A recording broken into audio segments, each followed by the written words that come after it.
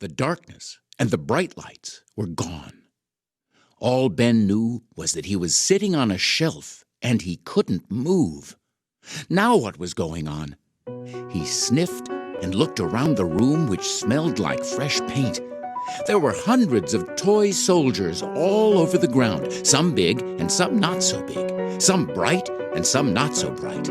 And then, just as he spotted a fantastic electric train that he wished he could play with, he felt himself being lifted off the shelf. A blonde-haired boy sat him on the ground and lined him up with about 100 little toy soldiers who were all dressed the exact same way as Ben. And that's when he realized he was a toy soldier himself.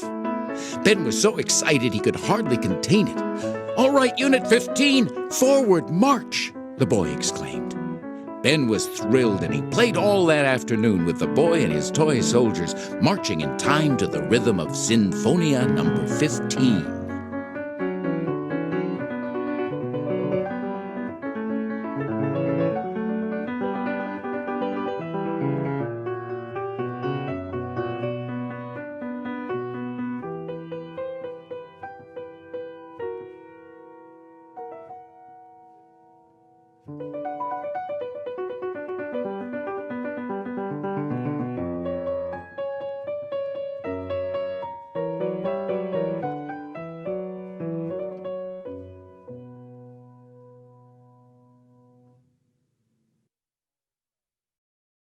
The boy and the toy soldiers vanished, and Ben found himself all alone in a dark forest. Moonlight shone brightly through the trees, scattering shadows all around. There was a chill in the air, and through the trees Ben could see a fire blazing and crackling in the frosty night. He ran toward the fire, hoping to get warm, and then he stopped, dead in his tracks. For there, riding on a broom and flying in a circle around the fire, was a black-haired woman dressed in black clothing. She cackled and wailed as she flew, faster and faster, higher and higher, but always in a circle around the fire. Ben hid behind the tree and watched her fly. He wasn't sure whether to be afraid or excited or both. But he did know that he'd never forget this incredible night, the night when he first encountered the witch.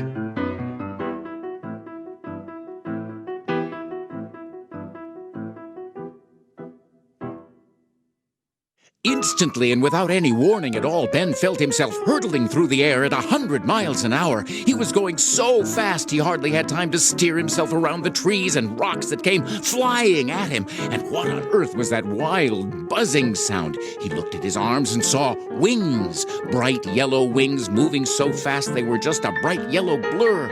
"I'm a bumblebee, and I'm flying," he thought to himself. At first he felt a little scared and totally out of control, but then his flying got a little better, and his fear turned to excitement.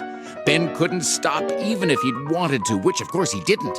Instead, he just enjoyed his reckless ride in the wild flight of the bumblebee.